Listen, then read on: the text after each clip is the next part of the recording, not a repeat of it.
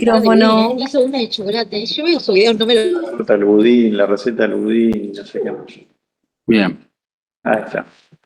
Fantástico. Bueno, gente, no perdamos más tiempo, ¿sí? ¿Cómo andan? ¿Bien? Nicolás del Río, mi nombre. Hoy, ¿qué nos tocaría ver? Fármacos en insuficiencia cardíaca. Un tema que nos va a llevar un tiempito, pero vamos a tratar de hacerlo bastante fácil y llevadero. ¿De acuerdo? Cualquier duda, cualquier cosa que me quieran frenar o lo que sea que no entiendan, me frenan y lo intentamos resolver. Muy bien, entonces, mínimamente tenemos que saber qué es la insuficiencia cardíaca. Sabemos que es una enfermedad de elevada y creciente prevalencia, que genera mucha morbo y mortalidad, y en algún momento nos vamos a terminar muriendo de insuficiencia cardíaca, lo más probable, salvo que nuestra muerte sea salir por la calle y pase por arriba un colectivo. Pero si no, habitualmente nos vamos a morir o de insuficiencia cardíaca o de alguna neoplasia. Así que es importante y es prevalente, sí, sin lugar a dudas. Ahora, ¿qué es la insuficiencia cardíaca? Es justamente lo que dice el slide, la incapacidad del corazón para llenarse y o vaciarse adecuadamente o de hacerlo, pero a expensas de incrementar las presiones de llenado. Esto quiere decir que no alcanza el gasto cardíaco que está generando ese corazón con insuficiencia para suplir las necesidades de oxígeno y de nutrientes que tienen los tejidos. ¿De acuerdo? ¿De acuerdo? Por cualquier causa, no importa cuál, pero de alguna manera ese corazón no está manteniendo un gasto cardíaco para suplir las necesidades del organismo. Como siempre tenemos que recuperar conceptos de bioquímica y de fisiología, ¿sí? Algún problema habrá en estas propiedades cardíacas por el cual el corazón no puede mantener un gasto cardíaco normal. Podrá ser del cronotropismo, del inotropismo habitualmente, pero incluso trastornos en la conductibilidad, en la excitabilidad o en la propia relajación. ¿Se acuerdan que esto eran propiedades del músculo cardíaco? Algunas de todas ellas, o varias, estarán afectadas, por lo cual el corazón no puede mantener un gasto cardíaco adecuado. ¿Y de qué dependía ese gasto cardíaco? También volumen minutos, ¿sí? Acuérdense que el volumen minutos, que es lo mismo que gasto cardíaco, es el volumen que se eyecta en una sístole multiplicado por la frecuencia cardíaca, es decir, la cantidad de veces que lo hace en un minuto. ¿De qué dependía de esto? Bueno, justamente del volumen latido, volumen sistólico y de la frecuencia cardíaca. ¿Y el volumen sistólico de qué dependía o cuáles eran sus determinantes? La precarga asociada a qué? Al retorno venoso, ¿se acuerdan? A mayor retorno venoso, mayor precarga. De la contractilidad, es decir, la propiedad de fuerza del corazón y posibilidad de contraerse, y de la resistencia vascular sistémica, o de manera más correcta, la poscarga, ¿sí? Pero la poscarga en relación inversa, ¿de acuerdo? Los aumentos de la poscarga en realidad iban a deteriorar el gasto cardíaco. ¿Hasta ahí vamos bien? Y esto medio que lo estudiaron dos cracks, que le vamos a poner anteojitos de cracks, que eran Frank y Starling, ¿no? Ellos lo estudiaron bastante esto, sobre todo los aumentos de la precarga y cómo eso condiciona el volumen sistólico. ¿De acuerdo? Rememorando todo eso, tenemos que saber lo que estos investigadores hace bastantes años hicieron y que hasta el día de hoy se sigue utilizando, que es la curva de Starling de función ventricular. ¿Se acuerdan de esto? Y lo mismo para el streaming de sus casas.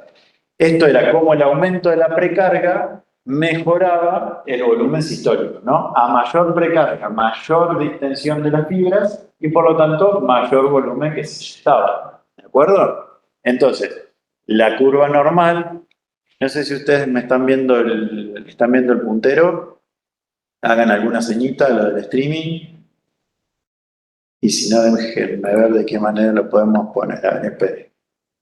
Con el mouse no se ve, ¿eh? ¿Se ve con el mouse? Bueno. No, dice que no se ve. Bueno, otros dicen que sí. Sí se ve, profe. Son muy contradictorios. Bueno, entonces, el corazón normal, que es lo que estoy mostrando acá, cuando aumenta la precarga, aumenta notablemente el volumen sistólico. Pero en un corazón deficiente, esta teoría de Frank Starling no funciona. Porque fíjense que el mismo aumento de precarga condiciona un volumen mucho mínimo de gasto cardíaco, ¿se entiende? Es decir, la curva se aplana. Si uno pudiera graficar la curva de un paciente con insuficiencia cardíaca, sería justamente la del corazón insuficiente. Mucho aumento de la precarga no genera un aumento del volumen sistólico. Y también lo podemos graficar en relación a la poscarga. Es decir, los aumentos de la poscarga, es decir, la fuerza que tenía que vencer el corazón para eyectar, en un corazón normal prácticamente no lo mueven, ¿sí? En el corazón normal, salvo que sea un aumento de la poscarga excesivo. Pero sí generan mucho más deterioro en pacientes que tienen disfunción grave del corazón, ¿se entiende? Entonces ya podemos ir más o menos imaginando qué objetivos vamos a tener con estos pacientes. Si yo les dijera, vamos a querer aumentar la poscarga en estos pacientes, vamos a querer aumentar la poscarga en pacientes que tienen disfunción miocárdica grave. No, de ninguna manera, porque los aumentos de la poscarga van a deteriorar aún más el gasto cardíaco. Y vamos a querer aumentar la precarga en un corazón insuficiente. Todo esto para que aumente el gasto cardíaco. Seguramente que no, porque ya vemos que la curva de Frank-Starling en el corazón insuficiente no es igual. Por lo tanto, estamos con el caballo cansado, ¿sí? Vamos a graficar al corazón insuficiente que está tirando de un carro como un caballo cansado, ¿no? Fatigado, agitado, que no puede tirar de ese carro. Más que un caballo, esto parece un burro, ¿no? Sí, me parece que es un burro, por el tamaño de sus orejas. Entonces, vamos a explicar un poco la fisiopatología de la insuficiencia cardíaca. Siempre tiene que haber un daño miocárdico primario. ¿Qué podrá ser un daño miocárdico primario? ¿Qué se les ocurre? Bueno, cualquiera tiene insuficiencia cardíaca. Yo quisiera... No. Cardiopatía isquémica. ¿Qué podría ser? ¿Qué se imagina? Un infarto. Un infarto, dicen acá desde el streaming. Exactamente. Esa es una de las causas más frecuentes. Un infarto. Una parte del corazón que ya no se puede mover porque está infartada, está necrosada. ¿Recuerdan los conocimientos de Pato? Hay necrosis de esa pared ya no tiene posibilidad de contraerse. Entonces el gasto cardíaco en un corazón que se contrae más va a ser deficiente. Muy bien, ¿qué otra cosa podría ser? Profe, ¿podría ser una cardiomiopatía hipertrófica? Lo que dice la compañía, una cardiomiopatía hipertrófica, una miocardiopatía hipertrófica. Sí, las miocardiopatías, otro gran grupo de causa de insuficiencia cardíaca. Una valvulopatía, que tengamos una válvula muy cerrada o insuficiente. Sí, como la estenosis aórtica, acotan acá, muy bien. Puede ser una arritmia. Puede ser cualquier cosa que altere alguna propiedad cardíaca, ¿sí? Pero sin duda las más frecuentes son la enfermedad de las coronarias y la hipertensión arterial. Pero por alguna razón se produjo una disfunción ventricular. Esa disfunción ventricular va a hacer que caiga el gasto cardíaco o el volumen minuto, ¿de acuerdo? Ahora, ¿ustedes creen que el organismo, censando una caída del volumen minuto, se va a quedar así como si nada? No, Se va a compensar. Para toda de alguna acción manera. hay una reacción, ¿sí? Y el organismo se da cuenta de que cayó este volumen minuto, va a intentar de alguna manera que aumentar, compensar. Después veremos si lo va a poder lograr. Entonces, en pos de aumentar ese gasto cardíaco, el organismo no sabe por qué cayó el gasto cardíaco. El organismo sabe que está llegando menos sangre, por ejemplo, la mácula densa en los riñones, o los vasoreceptores piensan que hay menor presión de flujo sanguíneo. Entonces activan al sistema nervioso simpático y al sistema renina-angiotensina, ¿para qué? Para aumentar la poscarga, para aumentar la contractilidad, para aumentar la frecuencia cardíaca, es decir, para aumentar los determinantes del gasto cardíaco e intentar normalizarlo. ¿De acuerdo? Esto se llama activación neurohormonal. Neuro porque se activa el sistema nervioso simpático y hormonal por el sistema renina, angiotensina, aldosterona. Hasta ahí, mal o bien, aumentando un poco el cronotropismo, el inotropismo, la precarga, ¿sí? La precarga se va a aumentar porque hay mayor retención de agua y sodio por la aldosterona, ¿sí?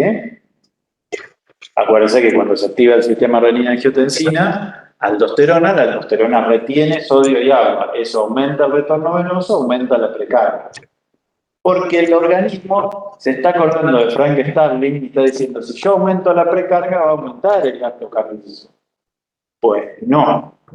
Al principio capaz sí, pero después no. Estas respuestas adaptativas finalmente se vuelven mal adaptativas, porque se le suman también lo que se llama remodelado cardiovascular. Cuando el corazón empieza a aumentar de tamaño, porque tiene más volumen, porque retiene líquido y a su vez aumenta su estrés parietal, va a generar algunas modificaciones de la estructura de sus villas, de sus células, ¿sí? Se va a empezar a hipertrofiar, se va a empezar a fibrosar, va a haber cambios en la estructura de esa célula y por lo tanto eso se llama remodelado. Eso, que al principio va a intentar compensarlo, después se vuelve una hipertrofia patológica inadecuada y termina por volver más sintomático al paciente y finalmente, si no hay alguna intervención, termina lamentablemente en la muerte. Ni hablar si hay algún daño secundario que genera mayor perjuicio de esto, como puede ser ¿qué? Por ejemplo, Una neumonía. insuficiencia renal, dice el compañero, muy bien, sí, podría tener por alguna causa, claro. Tener la mala suerte de tener otro infarto, o que no controlé bien la presión porque no tomé la medicación y siga haciendo su deterioro, o incluso se agarró una neumonía o una gripe que descompensó todo esto. ¿De acuerdo? Entonces, este circuito se vuelve deleterio, se perpetúa. A mayor aumento de la precarga, no hay mayor aumento del volumen sistólico y se sigue activando el sistema nervioso autónomo y el sistema renina-angiotensina, y esto se vuelve cada vez más deleterio para el paciente, ¿sí? Estos aspectos que dicen mal adaptativos como disinergia, proarritmia, isquemia, quiere decir que el corazón ya no se está contrayendo con la sincronía que fisiológicamente lo hace. Se genera isquemia, es más propenso a que aparezcan arritmias y las arritmias siguen generando insuficiencia cardíaca. Finalmente, si no lo tratamos, se muere. Pero así como hay una respuesta para intentar aumentar el volumen minuto, que ahora ya sabemos que es deleteria en realidad, hay una respuesta para contrarrestar esa respuesta de activación del sistema renina-angiotensina y del sistema nervioso simpático. ¿Qué son la liberación de péptidos natriuréticos? ¿Los escucharon alguna vez? Sí, ¿no? Esto en fisio yo creo que lo ven muy bien. ¿La B de dónde venía? ¿Por qué dice BNP? De brain, que era cerebro. Cerebral, el otro es atrial. Propio de las aurículas, etcétera, ¿sí? Pero hasta ese momento, cuando se le puso el nombre, no se sabía. Estos péptidos, por eso hablamos de corazón endocrino, ¿no? Porque los libera el propio corazón, se liberan cuando hay aumento de las presiones, del volumen, cuando hay isquemia. Y lo que tratan de hacer estos péptidos es vasodilatar, aumentar la diuresis, la natriuresis, disminuir esa hipertrofia. Los dos más conocidos son los A y el A y el B, perdón, que son vasodilatadores, actúan sobre receptores que terminan aumentando el GMP cíclico y generan vasodilatación, natriuresis, diuresis. ¿Sí? Fíjense que cualquier acción que uno le genera al organismo termina en una reacción así. ¿Los péptidos son buenos entonces para la insuficiencia cardíaca? Y sí, serían buenos. El tema es que surgen de la insuficiencia cardíaca, su liberación. Pero lo que intentan hacer es bueno para el organismo. Si nos tuviéramos que poner del lado malo, ¿cuál sería? La activación del sistema renina-angiotensina y del sistema nervioso simpático, perpetuando sé. ¿Vamos hasta ahí? Yo tengo una consulta, porque el baile decía sistema nervioso autónomo, y toda vez que hablaste de decir sistema nervioso simpático, Sí. ¿el autónomo o el simpático? Acá lo que pregunta el compañero es ¿el autónomo o el simpático? ¿Y qué le decimos al compañero? Que el simpático es parte del autónomo, exactamente, eso le decimos al compañero. Muy bien. Profe, Sí, en la diapositiva anterior, a esta, había que el daño miocardio y ahí sí la hipertrofia ventricular, eje modelado. Pero no siempre va a tener que tener un daño miocárdico o, por ejemplo, un atleta que tiene una hipertrofia ventricular izquierda o que actualmente que hace uso de anabolizantes, de todo, no es real un daño que, o sea, bien, no te tiene un entiendo lo que daño, preguntas. pero Acá que la compañera pregunta, si un paciente o no paciente, una persona deportista muy entrenada puede tener algo de hipertrofia en el músculo sí, cardíaco, pero eso, no, una persona con un atleta que normalmente atletas de alto nivel tienen hipertrofia ventricular izquierda, claro, es lo que estoy fisiológica. diciendo. Pero sí, eso no es un daño miocárdico, por ejemplo, Bueno, por o eso, sea, no dame un surgió de un segundito que te daño. entiendo lo que me querés preguntar. ¿Entiendes? Los atletas de alto rendimiento tienen, como dice la compañera, muchos de ellos hipertrofia del músculo cardíaco. Eso es una hipertrofia fisiológica que no lleva a la insuficiencia cardíaca, por lo tanto no es un daño miocárdico primario. Pero O la sea, compañera también dice, la guarda que hay muerte, pacientes que se inyectan anabólicos y tienen hipertrofia del músculo cardíaco. Los anabólicos sí generan un daño propiamente del músculo cardíaco y ahí sí podría ser un daño miocárdico primario, o ¿sí? sea Pero que no la hipertrofia fisiológica de un deportista. la relación de muerte súbita de estos tipos de personas atletas que son aparentemente saludables, no se Sí, asocia, se asocia igual a toda esa cascada, entonces, mismo aparentemente siendo saludables. bien, Giandra, lo dejamos si querés para el final porque eso es de otro tema, digamos. Ya nos estamos metiendo en muerte súbita de un paciente atleta. Y así es otra cosa, pero después lo vemos si querés. Dale, ¿Te parece? dale. Pero bueno, decíamos los péptidos, que eran buenos, pero todo lo bueno termina siendo degradado por enzimas, ¿no? Entre ellas, por ejemplo, la neprilicina. La neprilicina degrada lamentablemente los péptidos natriuréticos, así la angiotensina 2. Esa sí la queremos degradar, ¿se entiende? Ya fíjense la conforme el gasto cardíaco baja. Entonces, ¿qué clínica van a tener nuestros pacientes? Bueno, clínicas de daño anterógrado, decimos, es decir, por el bajo volumen vital, lo que ocasiona activación del sistema renina-angiotensina, retención de agua y sodio, anorexia, saciedad precoz, fatiga, obviamente. ¿Ustedes creen que la sangre va a predominar en los músculos o en la piel? De ninguna No. manera. ¿Para qué nos importa, va a decir el organismo, los músculos y la piel? Vamos al cerebro, vamos a los riñones, ¿se entiende? Pero a medida que estas presiones van aumentando en el ventrículo izquierdo y en la aurícula izquierda y acá en las venas pulmonares, se va produciendo aumento de presiones en el lecho capilar pulmonar. Y si hay aumento de presión hidrostática en los capilares pulmonares, ¿qué puede pasar? Edema pulmonar. Extravasación Va de a haber líquido. edema pulmonar, va a haber extravasación de líquido hacia el alveolo y diferentes grados de disnea, ortopnea, disnea paroxística nocturna, tos, hipertensión pulmonar y todos los signos y síntomas que ustedes ya probablemente vieron en semiología, ¿no? Entonces tenemos una paciente con insuficiencia cardíaca, quizás a predominio derecho, porque se la ve con muchos edemas, pero no se la ve muy agitada. Al contrario del paciente que está al lado, que no parece tener muchos edemas periféricos, pero el edema. Si se está agarrando de la silla para poder respirar. La parte respiratoria. El pulmón, claramente, ¿no?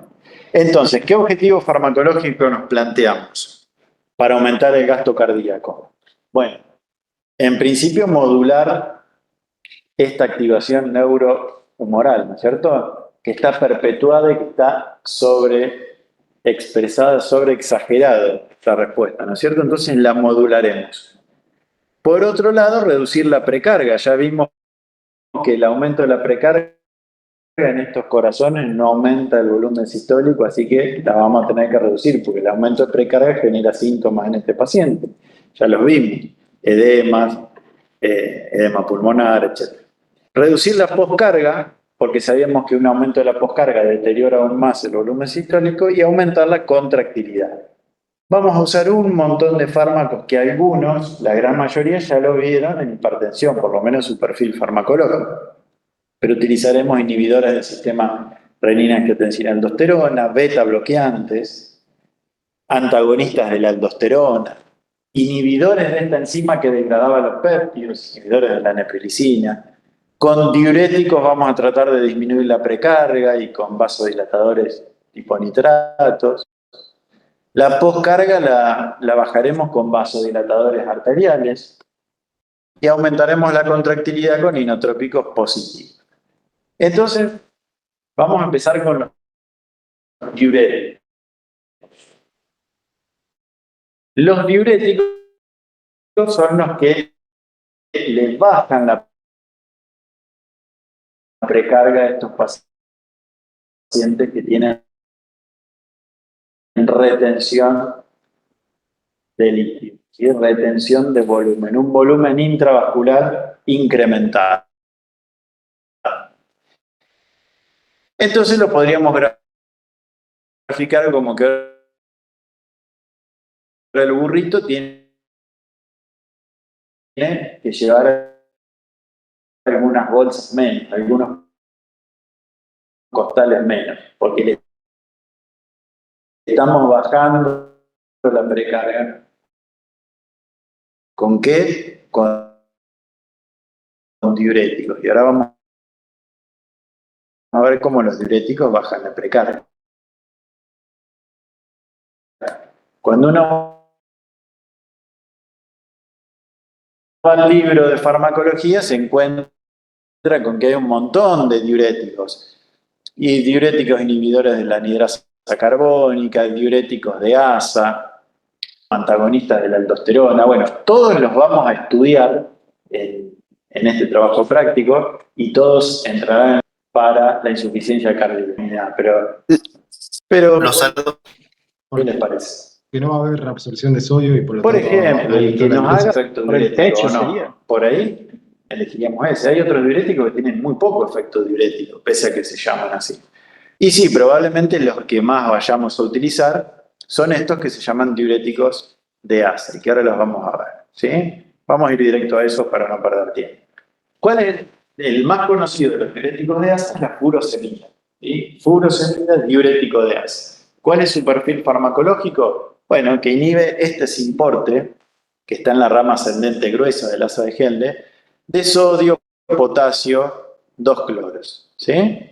Recuerden que esto es la luz. Ustedes, chicos de acá, no están viendo el puntero, pero bueno, señalamos entonces la luz, donde está este simporte, y por lo tanto, como lo estamos bloqueando, estos iones, sodio, cloro y potasio, van a quedar en la luz del túbulo, ¿sí? Y si quedan en la luz del túbulo, como el sodio tiene gran poder osmótico, va a arrastrar agua y por lo tanto van a ser fármacos que van a aumentar la diuresis. ¿Su mecanismo de acción en realidad es aumentar la diuresis? No, es aumentar la natriuresis, es decir, la pérdida del sodio. Pero consecuentemente con la pérdida de sodio se pierde agua también.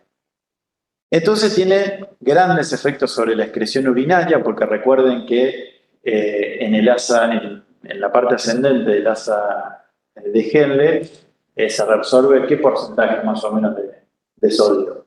¿Porcentaje muy bajito o bastante alto?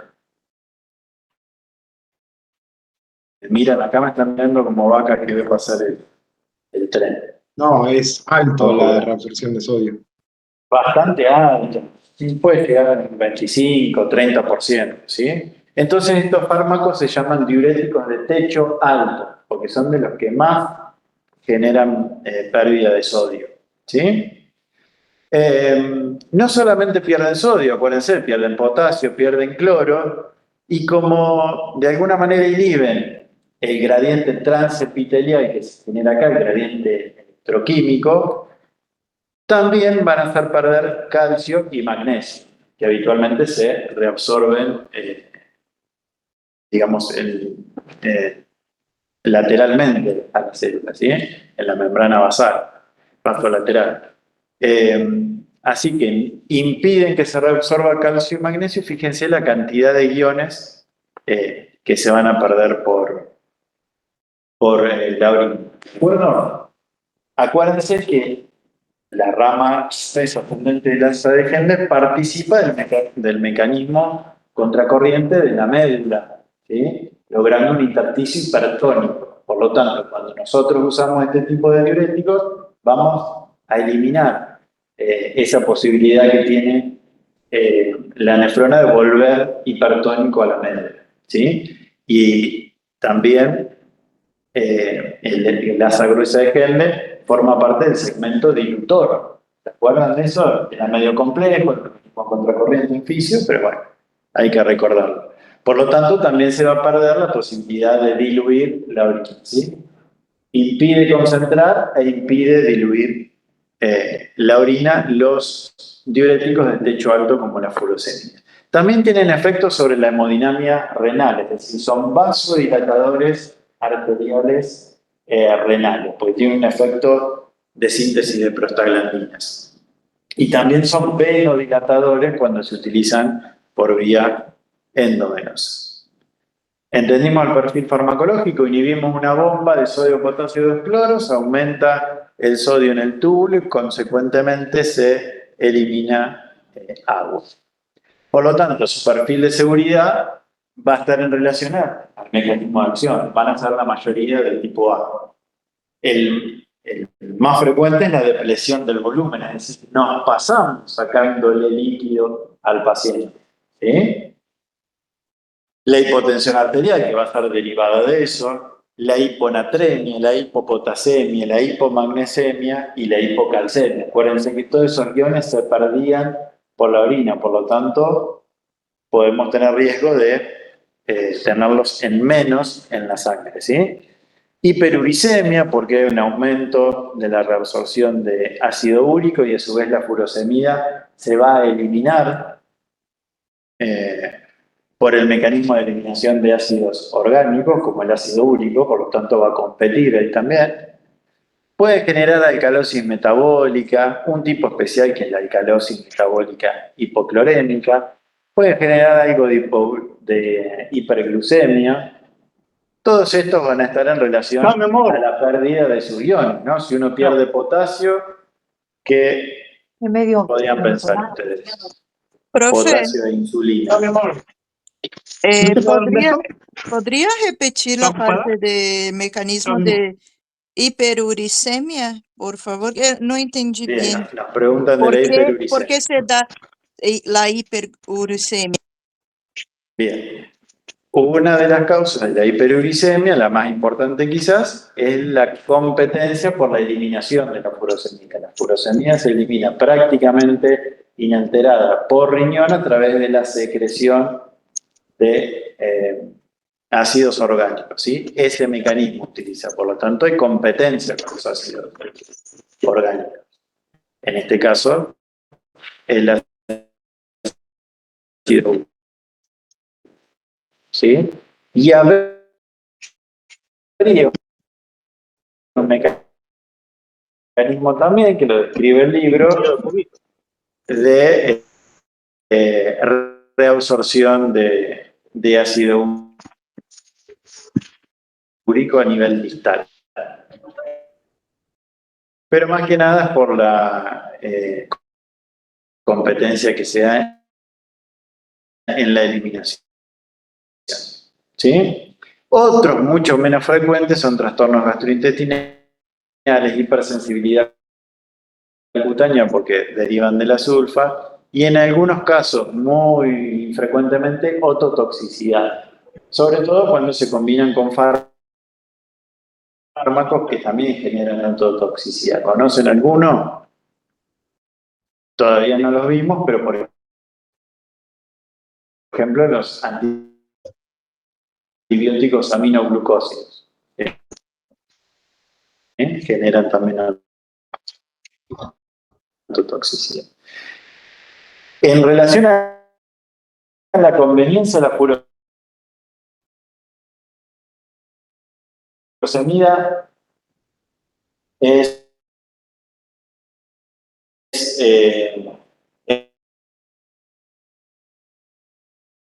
muy amigable porque se puede dar por vía oral, por vía endovenosa. Tiene una biodisponibilidad que, si bien es variable, habitualmente es muy buena, porque en promedio es del 60, 65%. Tiene una vida media de hasta 120 minutos y, como les decía, se elimina prácticamente toda por riñón. La contraindicación obviamente va a ser la depresión del volumen, la hipotensión, alguna crisis gotosa, el embarazo, porque puede provocar preeclampsia. Y no va a estar recomendado en los pacientes que tengan litiasis renal. Litiasis renal en la bioquímica. Inhibir el soporte sodio-cloro. ¿Este dónde está? En el túbulo contorneado distal. ¿Sí? Y tiene también un efecto secundario de inhibición de la anhidrasa carbónica. Por lo tanto, ¿qué efectos va a tener en la excreción urinaria?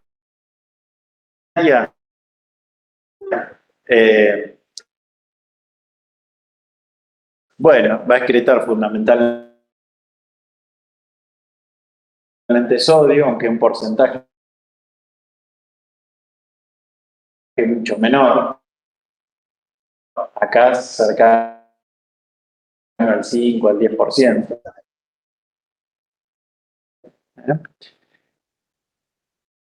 Y cloro también. Por un mecanismo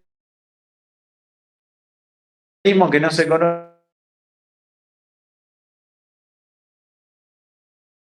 muy bien,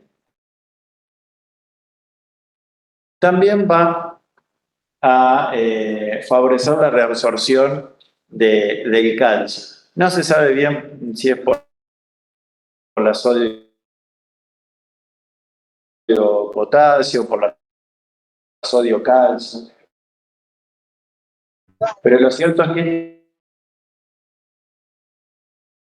no pierden calcio, al contrario, reabsorben más.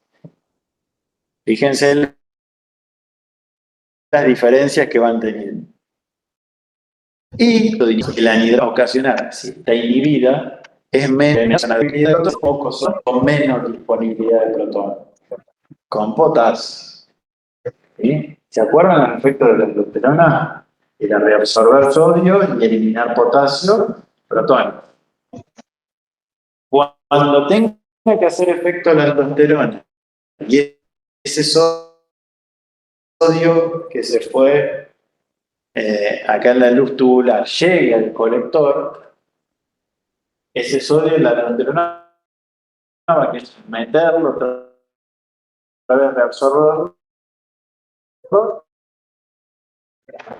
e intercambiarlo por sodio potasio o protón, ¿se entiende? Y como teníamos inhibida la anhidrasa carbónica, tenemos menos disponibilidad de protón. Por lo tanto, ¿con quién se va a intercambiar? Con potasio. Eso podría generar hipopotasemia porque ese potasio está cayendo a la luz tubular y se está yendo por la orilla. Estos diuréticos que hacen en el gráfico anterior. Sin embargo, ¿por qué? Porque al inhibir a la anhidrasa carbónica a nivel distal, hay menos disponibilidad de... Se están sacando con Carlos, acá no sé qué está pasando.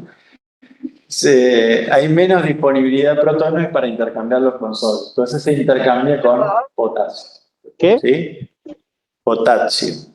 No sé, Juan Carlos, acá te están bardeando, no sé ni qué te están diciendo.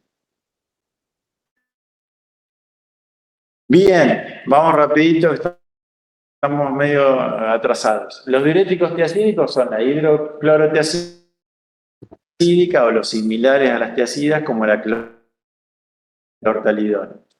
Tienen efectos adversos parecidos, porque junto con la furosemida, porque pueden los dos deplecionar el volumen, etc. Pero atención, porque siempre solemos preguntar esto, ¿qué diferencia hay en hiponatremia? Hasta ahí igual. Hipopotasemia, igual. También dan hiperuricemia por el mismo mecanismo, dan hipomagnesemia, pero fíjense que estos dan hipercalcemia. Esto es una gran diferencia, ¿sí? También pueden tener efectos metabólicos como hiperglucemia, bueno, alcalosis metabólica en relación obviamente a la inhibición de la anhidrasa carbónica, y en algunos pacientes podrían dar algo de hipersensibilidad cutánea, impotencia sexual. Cuestiones de la conveniencia. Estos, a diferencia de la furosemida, es decir, a diferencia de los diuréticos de ASA, no se pueden dar con un clearance menor, no son eficaces con un clearance menor de 30. ¿Sí? 30 mililitros por minuto. En cambio, la furosemida, sí. Muy bien. Hay otros que se llaman diuréticos ahorradores de potasio. Voy a ir a la siguiente y después vuelvo. Como la espironolactona o la eplerenona, que no se utilizan por su poder diurético, digamos, porque estos actúan a nivel del túbulo colector y ustedes saben que ahí se reabsorbe casi nada de sodio, ¿sí? Acuérdense que arrancamos en el asa de Henle, después nos fuimos al contorneado distal y ahora los que actúan a nivel del colector. Ahí prácticamente no se reabsorbe casi nada, 3%, 2% de sodio. Pero sí sirven para disminuir el remodelado cardiovascular, ¿sí? Uno de los principales agentes que genera esta hipertrofia y fibrosis y desacople en el músculo cardíaco es la aldosterona y la angiotensina 2. Por lo tanto, los antagonistas de la aldosterona o antagonistas del receptor mineralocorticoide se utilizan más por este efecto que por el efecto diurético. ¿Y por qué se llaman ahorradores de potasio? Y bueno, porque pensemos, si antagonizan los efectos de la aldosterona, que la aldosterona generaba mayor absorción de sodio y pérdida de potasio, va a ocurrir todo lo contrario. El potasio queda en sangre, ¿sí? Y el potasio puede incluso elevarse a valores bastante peligrosos.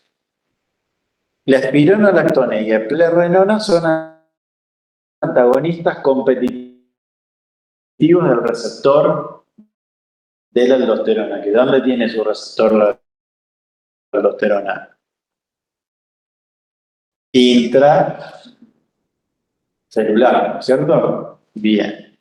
Porque regula, en definitiva, la expresión génica de sodio-potasios, de los canales de sodio. ¿Se acuerdan esta corriente de los ENA? ¿Sí? Así es.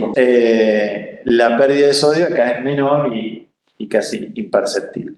¿De acuerdo? Aldosterona, que son el amilorida de la acción de la aldosterona, pero no porque inhiban el receptor de la aldosterona, sino porque inhiben ¿a quién? Al canal que fabricó la aldosterona, el canal de sodio, ¿sí? ENA, ¿de acuerdo? Entonces, de alguna manera, ¿sería un antagonista competitivo estos de la aldosterona? No, serían no competitivos, si lo quisieran. ¿De acuerdo? ¿Qué perfil de seguridad tiene la espironolactona, por ejemplo, y la plerenona? Bueno, lo más importante es que pueden generar hiperpotasemia. En algunos casos, impotencia sexual y signos de feminización en hombres porque tienen bastante afinidad por receptores de hormonas sexuales, ¿sí? Entonces, en los hombres puede generar ginecomastia. Eso habitualmente suele hacer que el paciente lo discontinúe. Porque aquel paciente que no quiere tener ginecomastia, el que quiere tener ginecomastia va y se opera, ¿o no? Pero el que no quiere tener es una de las causas de discontinuación, ¿sí? Esto no se genera habitualmente con la eplerenona. Entonces, los pacientes que generó ginecomastia, se lo podemos rotar a eplerenona.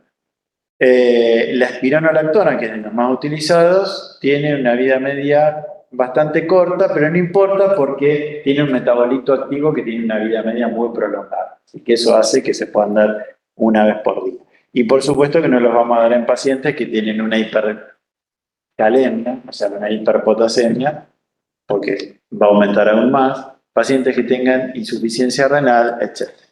¿Sí? Entonces, diuréticos, ¿para qué los utilizamos? Para bajar la precarga, desprecargar ese corazón que es insuficiente y reducir los síntomas. Los beta bloqueantes, ¿para qué los vamos a utilizar?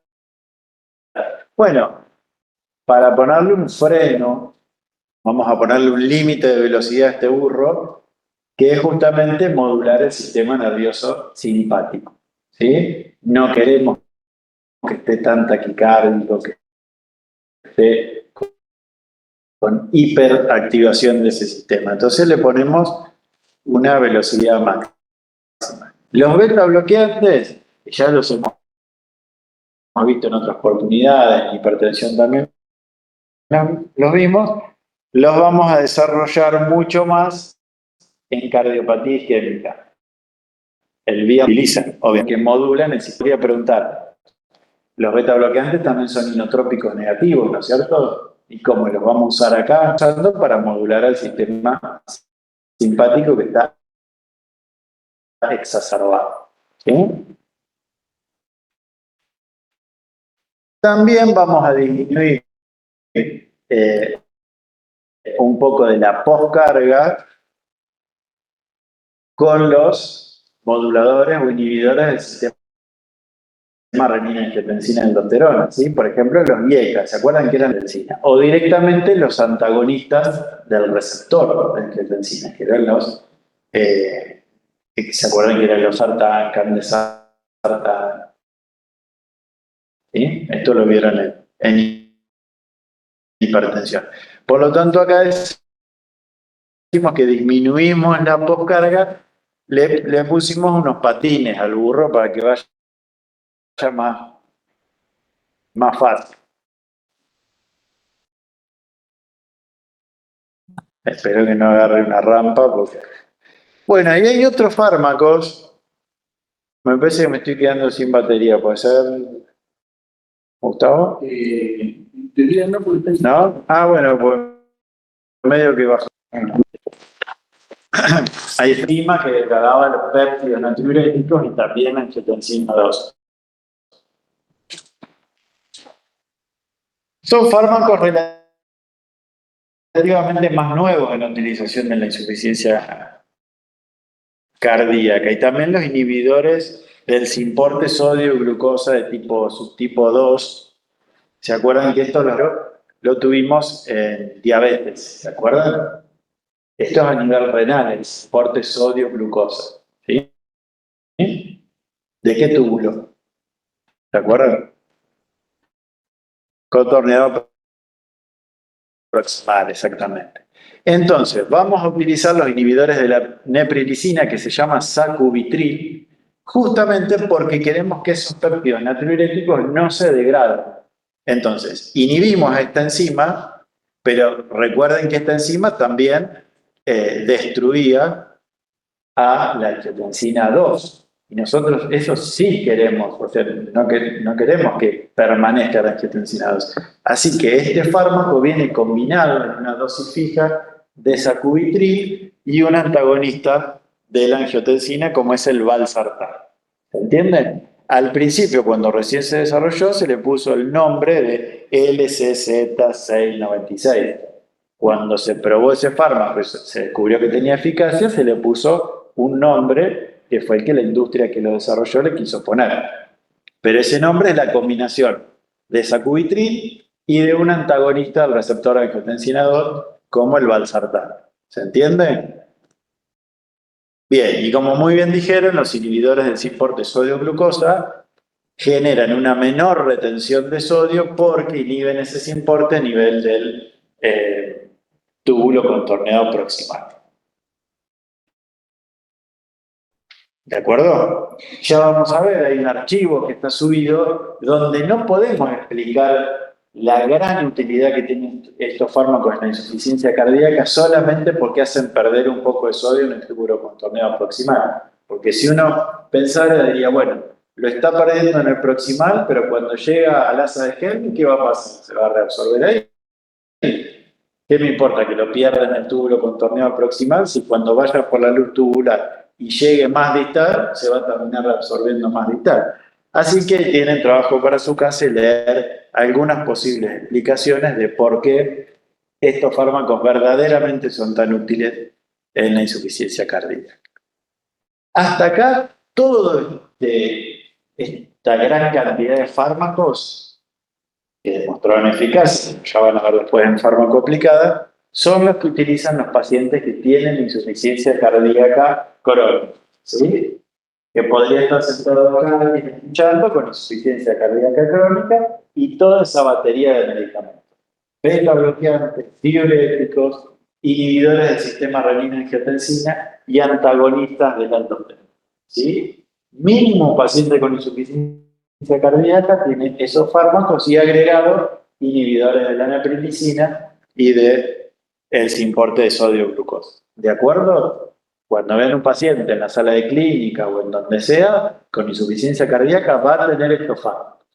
Pero hay veces donde el paciente se descompensa críticamente, hay que internarlo y probablemente necesite una unidad de cuidados intensivos, una unidad coronaria, porque su gasto cardíaco es tan bajo que no hay manera de que pueda compensar esa caída del volumen minuto. Entonces ahí tenemos que internar a ese paciente y ya tenemos que estar hablando de cómo aumentarle la contractilidad. Pero eso lo hacemos únicamente en pacientes críticamente enfermos, donde ya su gasto cardíaco se ha deteriorado muchísimo, ¿sí? Entonces, no es que va a andar un paciente por la calle con un fármaco inotrópico positivo. No, estos fármacos son para las reagudizaciones de la insuficiencia cardíaca. Y entonces es como darle un estímulo para que tenga mayor fuerza. Yo acá le hubiese puesto un látigo, porque lo primero que se me ocurrió es darle un latigazo para, ¿no? Como para aumentar el inotropismo. Pero bueno, probablemente me iban a denunciar por maltrato animal, así que le pusimos una zanahoria. Yo ni sabía que los burros comen zanahoria, pero bueno, como para graficar ese aumento del inotropismo, ¿se entiende? Darle más fuerza al corazón. Y dentro de los fármacos inotrópicos positivos, ¿qué hora es? 7:10. Tenemos aquellos que son moduladores de la actividad enzimática, moduladores de receptores celulares y moduladores de la sensibilidad al calcio por las proteínas contráctiles, ¿sí? Dentro de los primeros tenemos, por ejemplo, a la digoxina y a la milrinona. Ya sabrá que, como la misma palabra lo dice, actúan sobre enzimas, ¿sí? O tienen alguna acción enzimática en su mecanismo de acción. Después tenemos a los agonistas adrenérgicos y dopaminérgicos, que algunos los vimos, ¿no es cierto?, en prácticos de sistema nervioso, ¿no? Autónomo. Y el levosimental, que forma parte de los moduladores de la sensibilidad del calcio. Vamos a empezar con la digoxina, pero sepan que la digoxina no es de los fármacos más utilizados cuando el paciente está descompensado. No es un buen inotrópico. Pero el mecanismo es interesante de conocer, porque la digoxina inhibe la sodio-potasio ATPase. La bomba sodio-potasio ATPase. Acuérdense que normalmente la bomba de sodio-potasio, ¿qué acción tiene?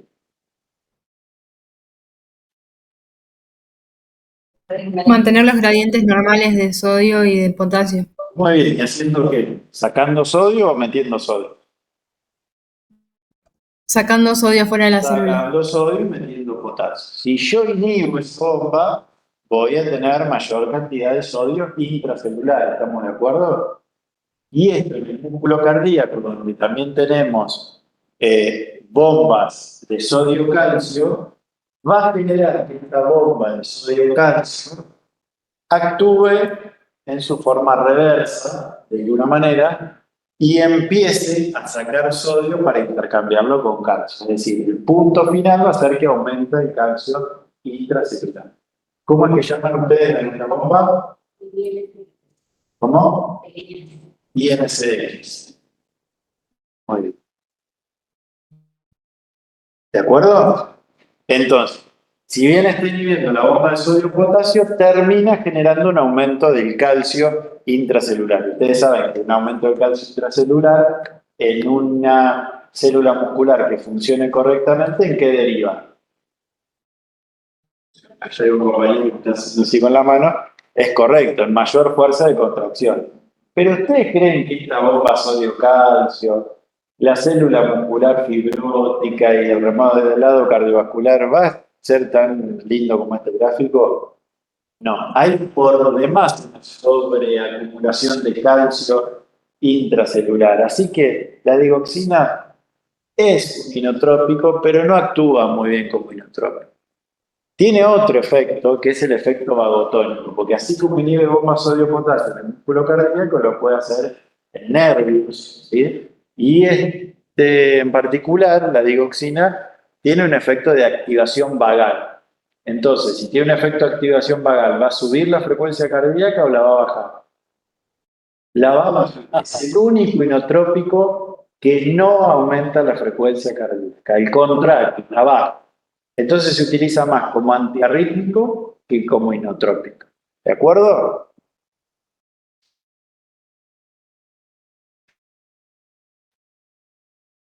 Por eso es que dice que, y por lo tanto no incrementa el consumo miocárdico de oxígeno porque no aumenta la frecuencia cardíaca, al contrario, la disminuye. Bien, y por ahí el libro ustedes van a ver que, no nos vamos a meter mucho con esto, pero dice que hay cubetas digitales. Hay un patrón de los pacientes que cotidianamente utilizan digoxina, que su electrocardiograma cambia con esta morfología. Fíjense que la frecuencia cardíaca bajó y a su vez tiene esta forma del segmento ST, que es como parecido, a alguien se le ocurrió que era parecido a una cubeta, un balde, ¿sí? Una cubeta. Y por lo tanto eso es patrón de que el paciente está consumiendo digoxina, esa forma del electrocardiograma. Bueno, pero guarda porque siempre recordamos que la digoxina era un fármaco que ¿qué particularidad tenía? Esa los compañeros estrecho rango terapéutico. Si alguna vez le preguntamos nombre ejemplo de fármacos con estrecho rango terapéutico, la digoxina es una de ellas. ¿Sí? Así que hay que estar atento, como todo fármaco de estrecho rango terapéutico. Porque los efectos tóxicos pueden aparecer rápidamente. Se puede dar por vía oral o por vía endovenosa. El único inotrópico que se podría dar por vía oral tiene la característica de tener una vida media muy prolongada, muy prolongada. ¿Usted qué cree? ¿Que habrá que hacer algo si se carga con la digoxina o no va a ser necesario?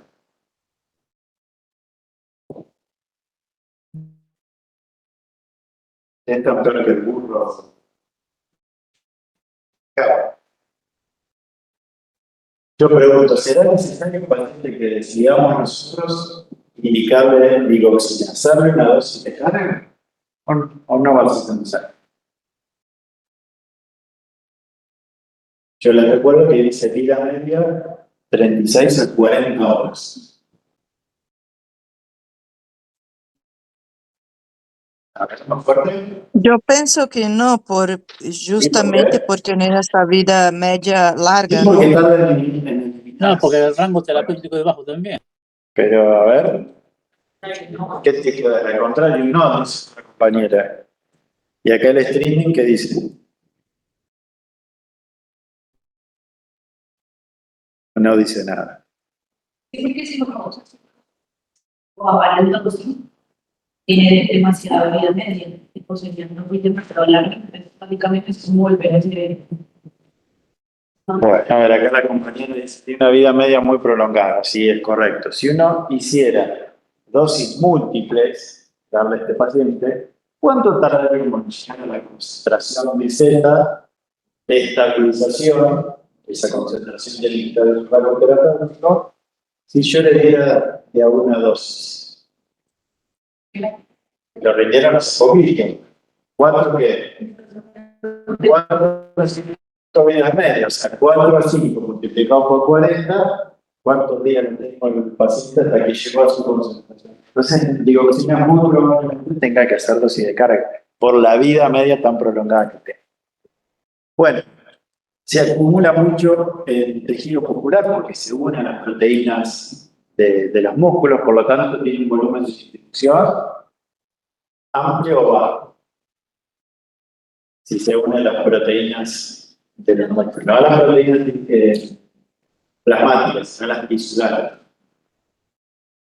Para tener un volumen de distribución alto, va a ir hasta el final, ¿sí? Hasta los tejidos va a llegar y se va a quedar ahí acumulada, ¿sí? Y atención porque se elimina la mayor parte por vías renales, o a los pacientes que tienen insuficiencia renal. Pero quizás esto sea lo más importante. Atención porque tiene una alta toxicidad. Puede generar taquis o arritmias, que en general empieza con síntomas gastrointestinales que hay que darle mucha importancia, pues esto no son náuseas y vómitos que cualquier fármaco te pueda dar. Estos son náuseas y vómitos que nos tienen que hacer pensar que el paciente está intoxicado. Alteraciones en la visualización de los colores, sobre todo el amarillo y el verde, como la cromatopsia, cefaleas densas, incluso hasta trastornos psiquiátricos, y en algunos casos, mucho más frecuentes, hiperestrogenia. ¿Sí? Bien, entonces, ¿la digoxina es muy buen inotrópico positivo? No, según el mecanismo de acción podría ser buen inotrópico positivo, pero ya sabemos que la insuficiencia cardíaca no. Tiene otras utilidades, más que nada como antiarrítmico. Pero lo vemos igualmente acá. Los que sí son muy buenos inotrópicos son, por ejemplo, los inhibidores de la fosfodiesterasa. ¿Sí? ¿Qué era la fosfodiesterasa? La enzima que destruye el AMP cíclico. Si tenemos más AMP cíclico en la célula muscular cardíaca, vamos a tener más contractilidad, ¿sí? Acuérdense, activación de la proteína quinasa A y todos los efectos de eso derivado. Pero, ¿bajará la frecuencia cardíaca o al contrario, aumentará? La va a aumentar. Si tenemos más AMP cíclico en el músculo cardíaco, la va a aumentar. O en el sistema de conducción.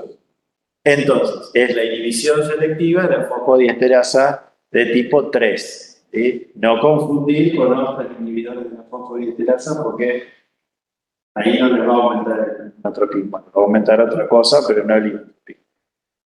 Como sildenafil y tadalafil, ¿sí? Que también son inhibidores de fosfodiesterasa.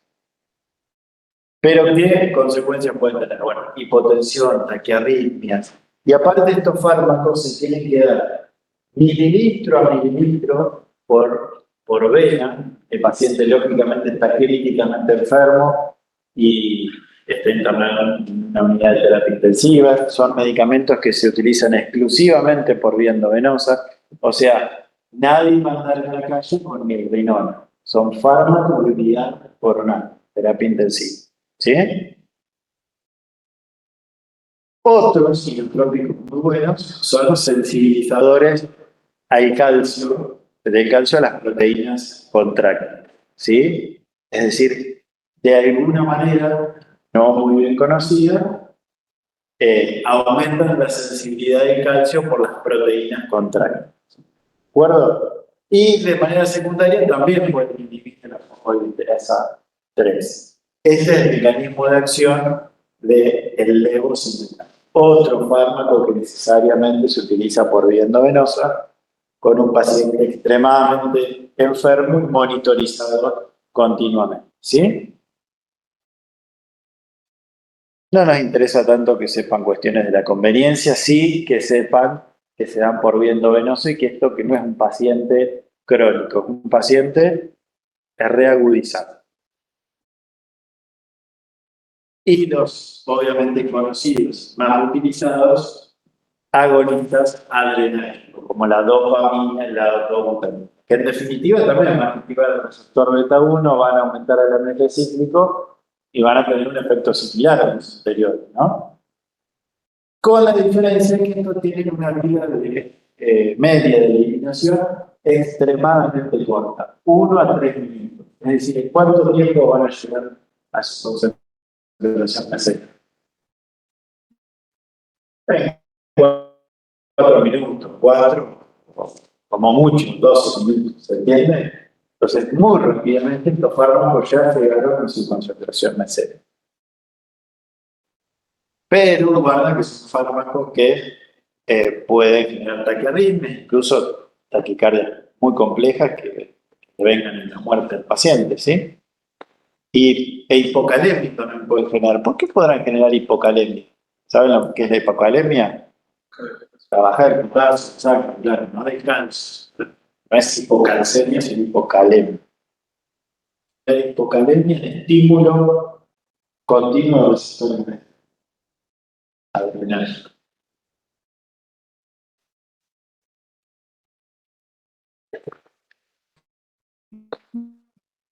La gente del chat colapsó. Profe, hipocalemia, ¿qué dijiste que es? No se escuchó bien. Hipocalemia es la disminución del potasio en sangre.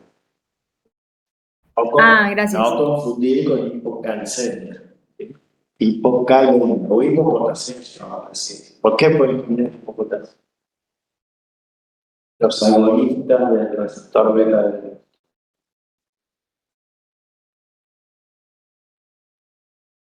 Tengo receptores beta. Beta 1 también es la compañía de riñón. ¿Quién generaría la de beta 1 en riñón?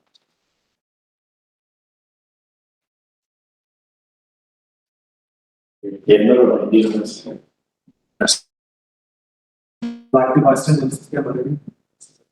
La activación, dice el compañero, del sistema renina que es aldosterona.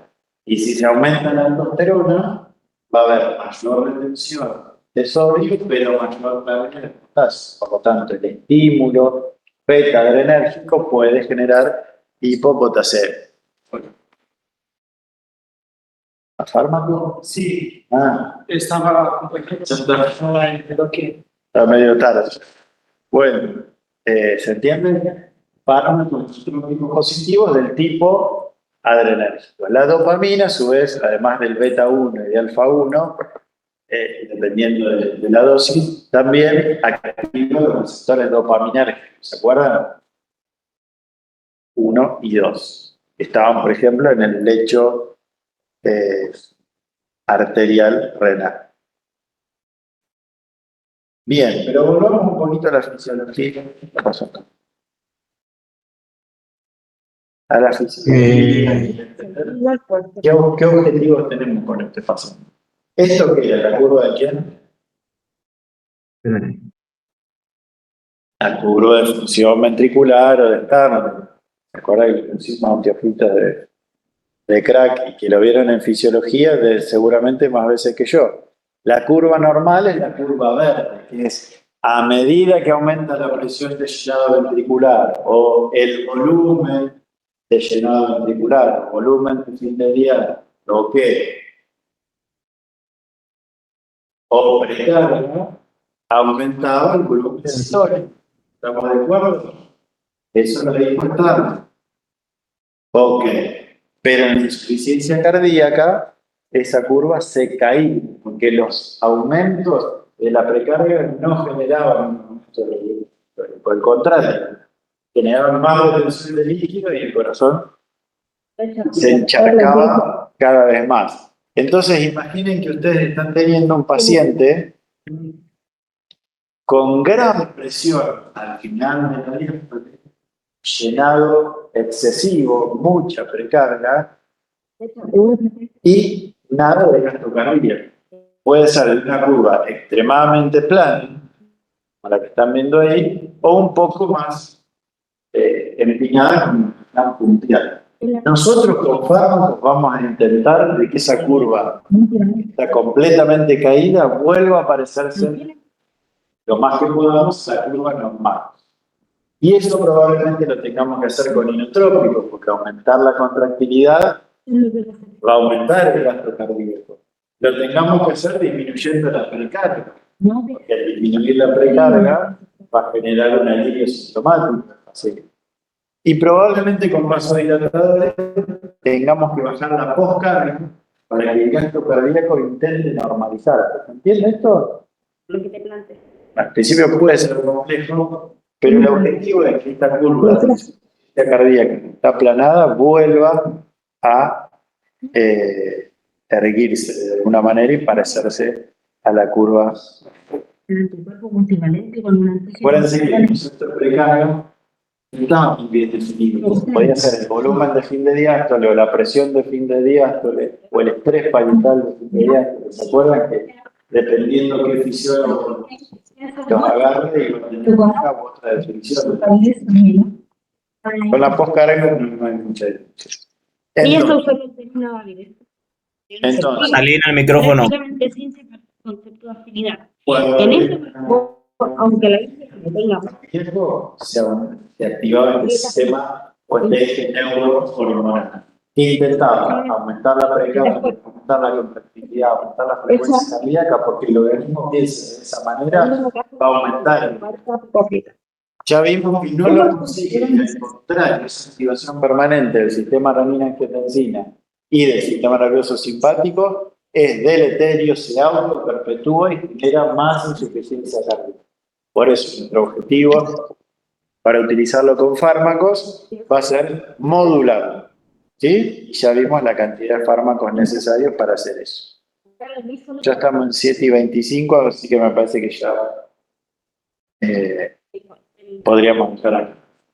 En el trabajo, por ejemplo, vamos a hablar de dos casos clínicos. Un caso clínico de un paciente con insuficiencia cardíaca crónica, donde nosotros tendremos que ver modular ese eje neurohormonal con fármacos orales, paciente compensado, y otro, un paciente críticamente enfermo, donde ya ahí probablemente tengamos que usar inotrópicos, probablemente tengamos que evaluar estas curvas, y muy probablemente tengamos que ver esos inotrópicos cómo se administran, que no va a ser una pastillita, va a ser una dosis muy específica para determinados pacientes, administrado por el gobierno, probablemente con bombas de difusión continua, así que ustedes van a tener un material en el entorno para leer de qué manera estos fármacos que son tan críticos se administran al paciente, para rememorar aspectos de la cinética en la dosificación. ¿Consulta? ¿Algo que no haya quedado claro? Profe, tengo una duda. A ver, un segundito que me una compañera de la única que repetir para mí.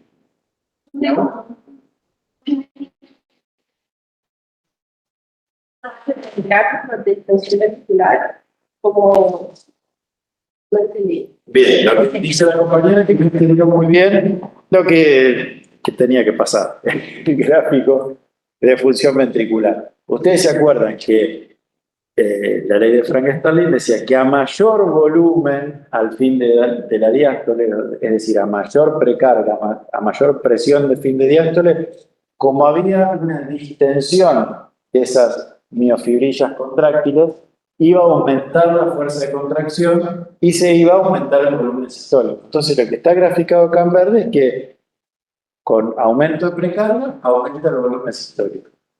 Si uno de nosotros de acá, por ejemplo yo, que hace un buen rato que estoy parado, me cayera, me desmayara, tuviera un síncope, ustedes deberían levantarme las piernas para que aumente el retorno venoso de mi corazón, aumente la precarga y de esa manera aumente otra vez el volumen sistólico. Estarían haciendo lo que Starling descubrió, ¿cierto? Bueno, eso es normal. Pero en la insuficiencia cardíaca, los aumentos de la precarga no aumentan el volumen sistólico. Por eso, para los mismos aumentos de la presión de llenado o del volumen de llenado, que es lo mismo, no hay cambios del volumen sistólico. La curva se aplana. Entonces, acá mi objetivo no es levantar las piernas. Si yo a un paciente con insuficiencia cardíaca le levanto las piernas, le estoy dando más precarga y lo único que estoy haciendo es aumentarle los síntomas. ¿Sí? Porque no voy a aumentar el gasto cardíaco porque le aumente a un paciente con insuficiencia cardíaca. ¿Por qué? Porque la ley de Starling y la curva de función ventricular no es la misma que en un paciente con el corazón normal. ¿Sí? Entonces, con medicamentos yo intentaré parar esta curva. ¿Sí? Y por eso está la I de inotrópico, la B de vasodilatadores, o todo junto, inotrópicos, vasodilatadores y diuréticos. A ver, de la intervención superior. Entonces, por ejemplo, hacer una concentración en eso de un vasodilatador tendría un efecto un poco. Claro, lo que la compañera dice, que aunando todos estos fármacos tendría un efecto incluso mejor. Y sí, fíjense que I más B más D está en una curva relativamente más parecida a la normal. Muy bien, ahí del chat alguien quería...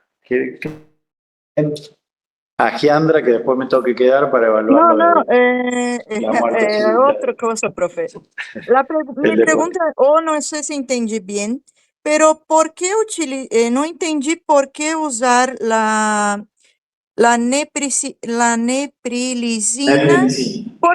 ¿Por qué degradar los péptidos? ¿No son buenos como para la parte de regulación? Exacto, sí, como son muy buenos, la neprilisina los degrada, yo utilizo inhibidores.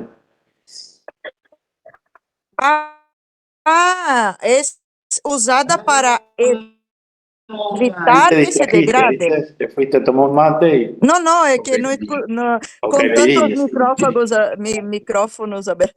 O sea, la neprilisina es para que no se degraden, entonces, los péptidos. Es para inhibir a la neprilisina, para que la neprilisina inhibida no pueda degradar los péptidos. Dale, entendí. Gracias. No, de nada. Bueno, ya se pueden liberar, entonces lo van a ver y seguimos con la pregunta de... Seguimos, bueno, pará. Perdón, ¿están ¿Escanear o qué? Ellos... ustedes ya no necesitan, pero ya les pasé. Bueno, escanean los del streaming entonces.